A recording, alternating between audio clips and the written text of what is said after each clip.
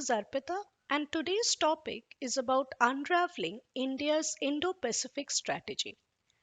We often come across newspaper editorials regarding the Indo Pacific and various strategies that India can adopt in its foreign policy regarding the Indo Pacific.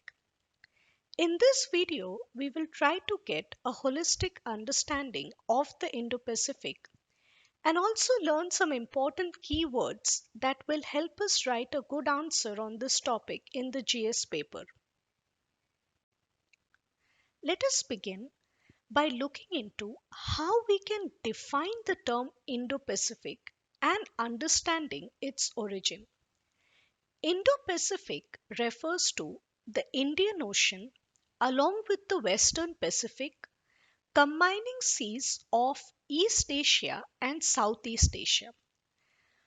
Although we hear the reference to the term Indo-Pacific over the last few years, the concept is not entirely new.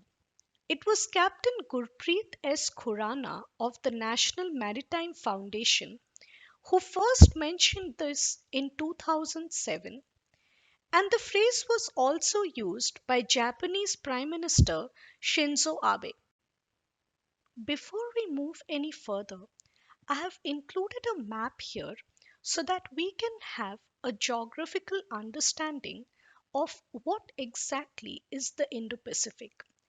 As you can see here, the Indo-Pacific extends from the east coast of Africa. It includes the South China Sea, the Philippine Sea, the Java Sea, as well as the northern coast of Australia. As I told you in the beginning of this video, that this will provide you with some keywords that you can write in your GS answers. So, one of the things that we need to understand in the Indo Pacific is that this area has some important choke points. For example, you have here the Strait of Hormuz that connects the Persian Gulf with the Gulf of Oman. Also, you have the Bab el Mandab here, the Malacca Strait here, which are shown in this map. So let us understand what are choke points. Maritime choke points are naturally narrow channels of shipping having high traffic because of their strategic location. When we refer to the Indo Pacific, we are talking about the Indian Ocean and the Western Pacific region that I have already showed you in the map. Now, it is important for us to note that the history and the development of the Indian Ocean region and the Western Pacific have actually been quite distinct from one another. The Western Pacific has seen the rise of China and Japan in the 20th century, and this has led to what is known in geopolitics as the territorialization of the seas. The territorialization of seas means the ways in which the states begin to treat the sea as land itself and want to extend their sovereignty in the territorial seas and islands. One good example of this is the various conflicts in the South China Sea, where China is making claims over the islands up till the Nine Dash Line. So you will see that in the Western Pacific, because of the military dominance and economic growth of countries like Japan and China, military conflicts, or what we say traditional security conflicts, have been quite common. As opposed to this, if you think about the Indian Ocean region, then the Indian Ocean region has not had such kind of military conflicts. Even if you see with a power like India, which is geographically far more dominant over the Indian Ocean, its conflicts have been more over territorial boundaries, like the ones you see with Pakistan and China, and not particularly over maritime issues. So, one of the reasons for this is that there is absence of a dominant and assertive power in the Indian Ocean region.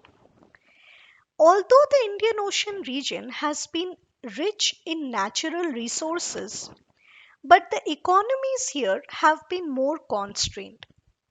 Another thing that you can keep in mind is that the colonial rule in the Indian Ocean region lasted longer, and the countries here are also very diverse from one another, which has meant that they have failed to integrate themselves economically. If you know, there was a World Bank report some time back which actually said that the South Asian region is one of the least economically integrated region. Because of this, military assertion against neighbors over maritime issues in the Indian Ocean region is almost non existent, but is actually quite common in the Western Pacific. However, unlike the Western Pacific, what you see in the Indian Ocean region are what is referred to as non traditional security issues. What do we understand by non traditional security issues? Non traditional security issues are issues like piracy, illegal fishing, illegal migration. So, we learned two important terms here. One was the territorialization of the seas, and the other is the non traditional security issue. Now, let us understand the reasons behind the popularity of the Indo Pacific construct. Firstly, the increased eminence of India with the turn of the 21st century. Since the 1990s, India has witnessed high economic growth and nuclear weaponization. Moreover, India has been included in the ASEAN Regional Forum and the East Asia Summit. These developments have meant that India has now been incorporated in the formulation of a maritime Asia. Secondly, the Indo Pacific coinage is also seen as a means to counter the economic rise and military assertiveness of China. China has also expressed its vulnerability in the region, which has been known as the Malacca dilemma. Malacca dilemma is the over reliance of China on the Malacca Strait for its security needs, wherein China claims that major powers have been bent on controlling the Malacca Strait. Thirdly, the heavy dependence of Japan on seaborne energy and food imports across the Indian Ocean region has meant that Japan is seeking increased maritime cooperation and security dialogue with India. The other players in the region include Australia and USA, who have also recognized the importance of the Indo Pacific basin in global trade and commerce.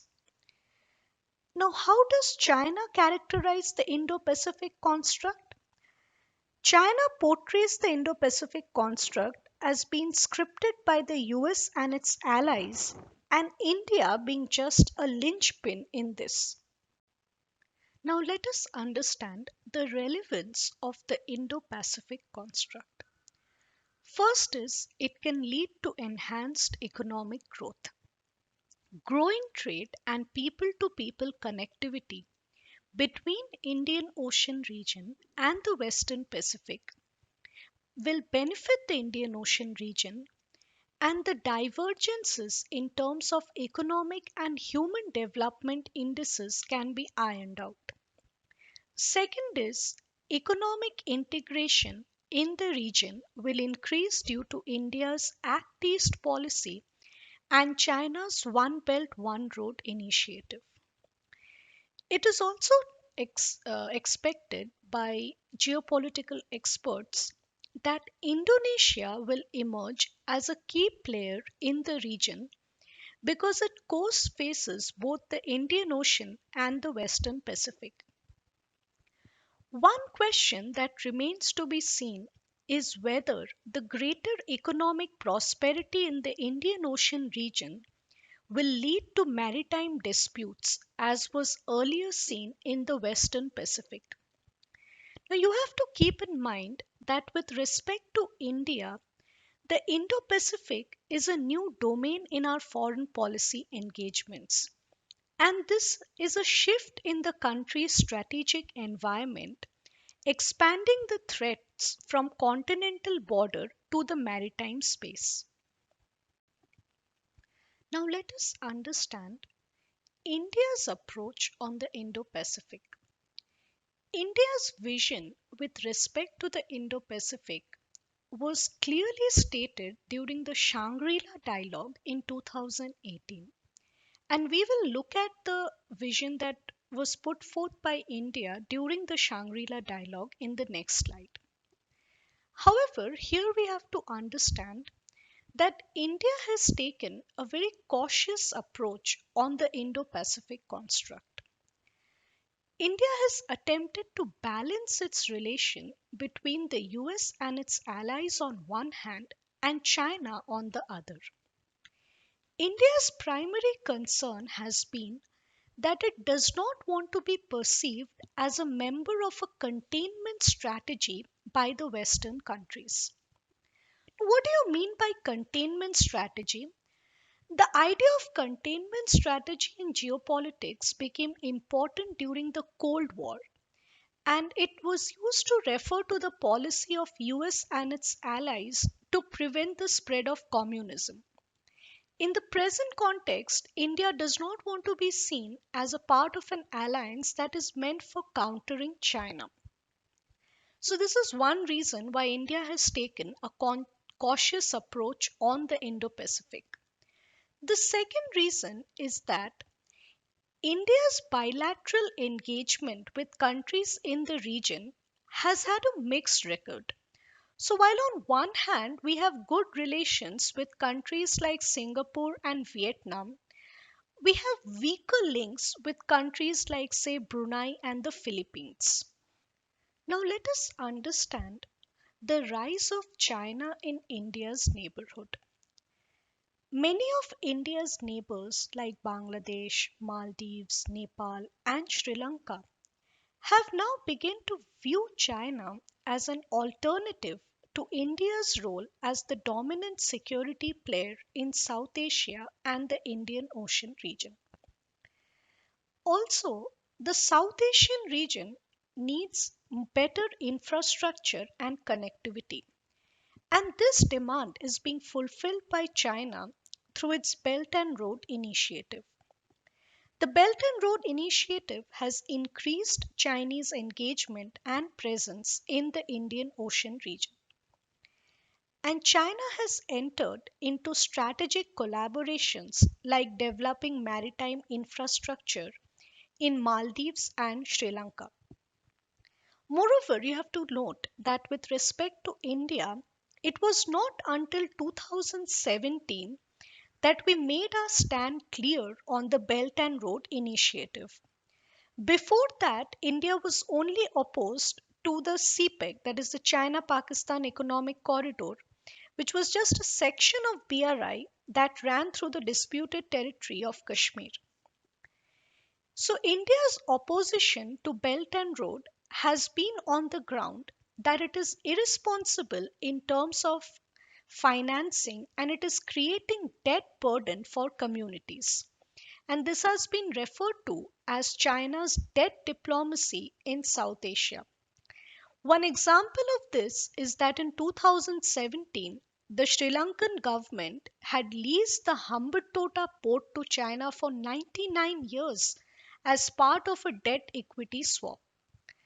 A Chinese port in Sri Lanka will bring China uncomfortably close to India's maritime neighborhood.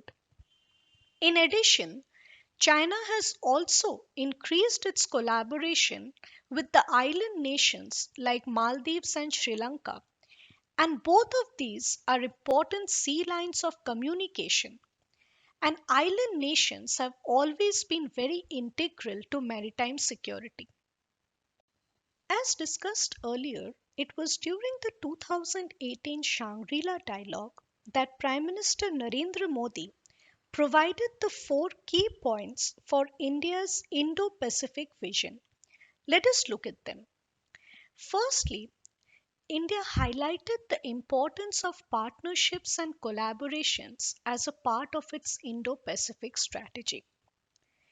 While India recognized the value of strategic partnership, it distanced itself from any kind of groupings or alliances of containment. And I have already explained to you what is meant by containment strategy. India has acknowledged that the new global order should be free, open, and inclusive with strong values and principles. Further on, India has recognized the importance of regional forums like ASEAN to remain at the center of India's Indo Pacific vision. Now, if you have to write any answer on India's Indo Pacific strategy, you must include these four vision statements. Now, let us look at the various Indo Pacific initiatives of India.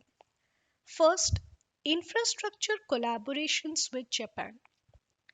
The Asia Africa Growth Corridor is seen as a counter to the Belt and Road Initiative of China.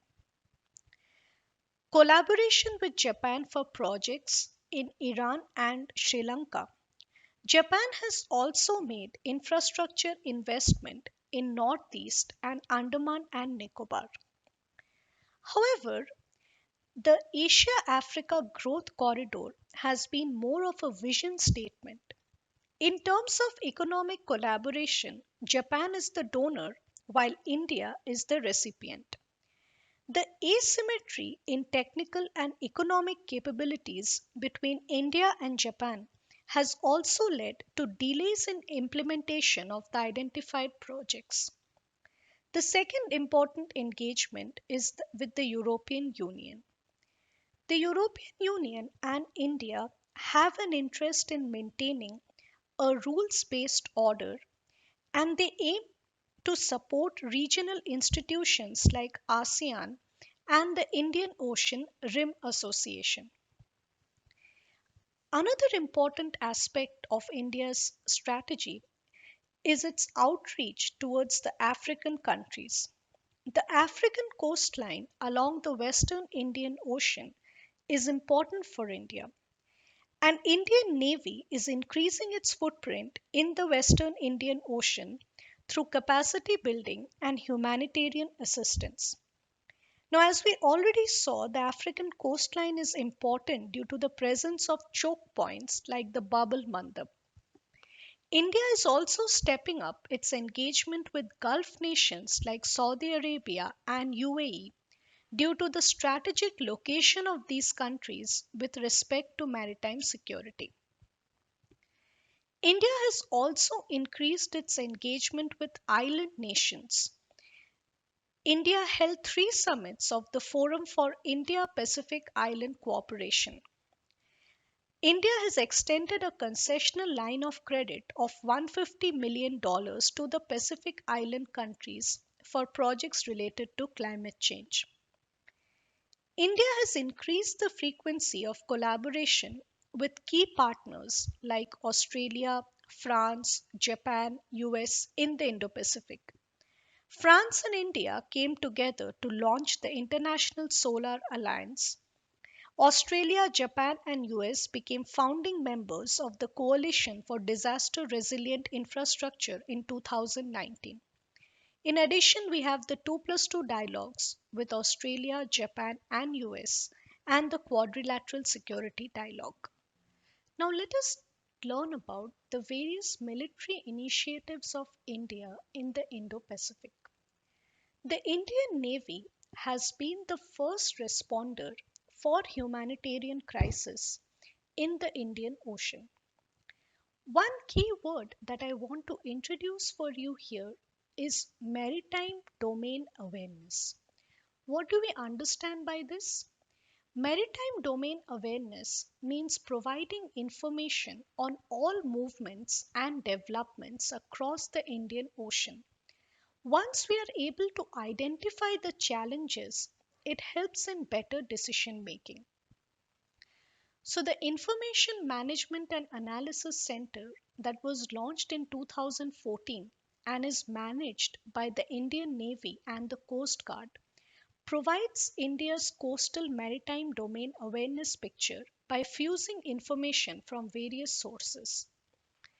India inaugurated the Information Fusion Center for the Indian Ocean in 2018 to act as an information hub for all the countries in the region. In addition, India has signed wide shipping agreement with countries like Maldives, Mauritius, Seychelles and Sri Lanka. Wide shipping agreement refers to exchange agreement between the navies of two countries on commercial ships. India has also played a role in installation of coastal surveillance with particular emphasis on the choke points. Surveillance and presence across the sea lines of communication is also very important for submarine detection, and the Indian Navy has also launched mission based deployments across the Indian Ocean. So, mission based deployment means that the Indian Navy will be present across the Indian Ocean region by deploying ships and aircrafts in key locations. In addition to this, India has signed logistics exchange agreement with US, France and Australia. The logistics exchange agreement will help India undertake long deployments for its maritime domain awareness purposes. Before we end the video, let's do a quick recap of the things that we have learned today. We began with understanding the origin of the Indo-Pacific concept. I also showed you the map with the geographical extent of the Indo-Pacific and the various choke points that are present in the region. Then we talked about the differences between the Indian Ocean and the Western Pacific region. One important phrase that we learned here was the territorialization of the seas. And we also saw that while military conflicts have been common in the Western Pacific region, the Indian Ocean region has been dominated by non traditional security threats like illegal migration and fishing. Then we moved on to understand the reasons behind the popularity of the Indo Pacific construct and why this has become important in the last few years.